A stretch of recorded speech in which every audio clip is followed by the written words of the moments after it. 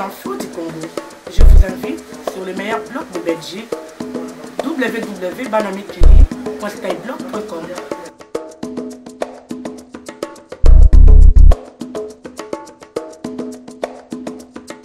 On reste en RDC, je vous le disais en titre, c'est l'un des plus importants procès contre un officier.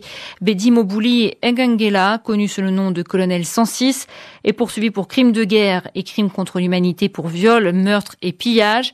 Pendant 3 ans, entre 2005 et 2007, cet ancien commandant de l'armée congolaise, qui avait alors déserté, semait la terreur sur une grande partie du sud Kivu, dans l'est du pays. 800 victimes ont porté plainte. Son procès se tient dans le petit village de Kalehe, au sud Kivu. Au 11e jour d'audience, 27 victimes ont témoigné à la barre. 70 autres espèrent faire de même dans les prochains jours. Compte rendu d'audience avec Léa Lisa Versterhoff. C'est une petite pièce de 60 mètres carrés à peine, juchée sur une colline du sud Kivu. C'est dans ce petit tribunal de village que comparaît celui qui fut, de 2005 à 2007, l'un des hommes les plus redoutés de l'Est du Congo.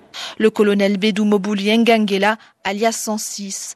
Entouré de ses avocats, il se tient debout, droit dans ses bottes. Derrière lui, 4 bancs encombrés d'un public curieux. Une à une, les victimes comparaissent sans que jamais on ne les voie. Couvertes de la tête aux pieds d'une sorte de burqa, elles témoignent derrière une porte dérobée. Seule leur voix parvient à la cour. D'une toute petite voix, justement, l'une d'entre elles raconte. Kidnappée à l'âge de 9 ans par le colonel 106, dit-elle, elle a été son esclave sexuelle pendant 1 mois, jusqu'à ce qu'elle prenne la fuite.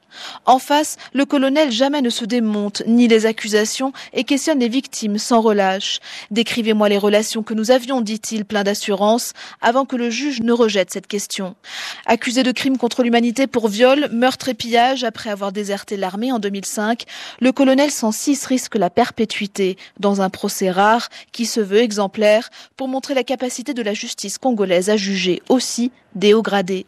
Léa Lisa Versterhoff, Kalehe, dans le sud Kivu, RFI. Et j'ajoute que le verdict est attendu dans une quinzaine de jours.